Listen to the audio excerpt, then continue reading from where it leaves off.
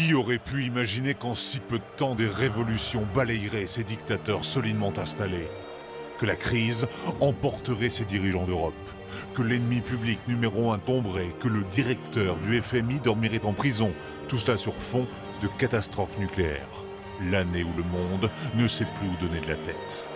2011 a débuté avec cette marée humaine. La jeunesse arabe se soulève. Armés de leurs téléphones portables et d'un accès à Internet, les Tunisiens, les Égyptiens s'organisent, se regroupent et se révèlent plus forts que la répression. L'armée refuse de tirer dans la foule et les despotes finissent par tomber. Ben Ali quitte sa Tunisie en avion, plus personne n'a de nouvelles de lui. Moubarak choisit l'hélicoptère, il survole le peuple égyptien qui le conspue et réapparaît quelques mois plus tard derrière des barreaux. L'humiliation suprême. Quant à Kadhafi, lui qui a promis un bain de sang aux Libyens, il finit traqué par les rebelles, lynché. Les avions français n'étaient pas bien loin. Ils protégeaient les manifestants et ce sont eux qui ont arrêté le convoi du tyran. L'armée tricolore passe l'année 2011 sur tous les fronts. En Côte d'Ivoire, ils appuient une autre chute de despote, celle de Laurent Gbagbo, qui s'accroche au pouvoir depuis sa défaite aux élections.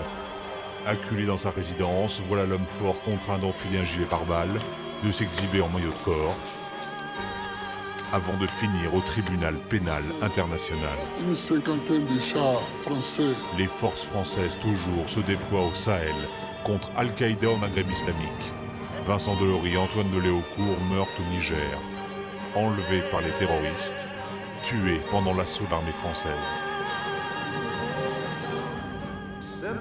Al-Qaïda multiplie les prises d'otages alors qu'ils viennent de perdre leur mentor, Ben Laden, abattu par les Américains.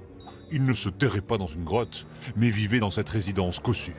Les États-Unis se font un plaisir de diffuser cette image, le combattant vieilli qui regarde ses exploits d'antan. New York célèbre les 10 ans du 11 septembre, avec le sentiment que justice est faite. Les Américains quittent l'Irak et commencent à se retirer d'Afghanistan. Les talibans libèrent Hervé Guéquer et Stéphane Taponnier 1 an et demi après leur enlèvement. Des sourires dans une année 2011 à la qualité chargée. Arrive le temps des mariages princiers. La foule profite de ces images rafraîchissantes.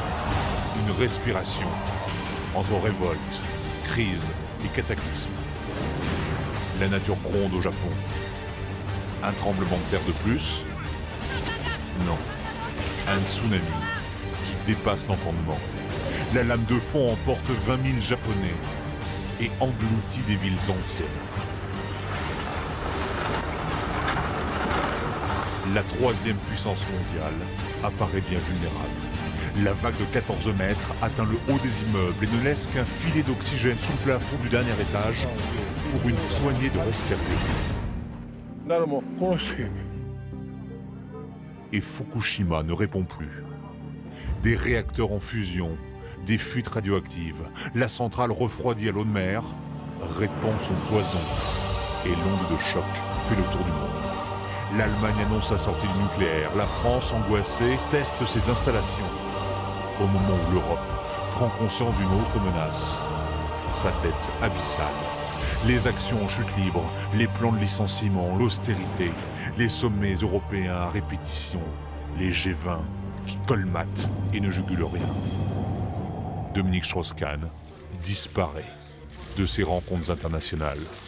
Le monde ahuri le découvre mal rasé, épuisé par les interrogatoires.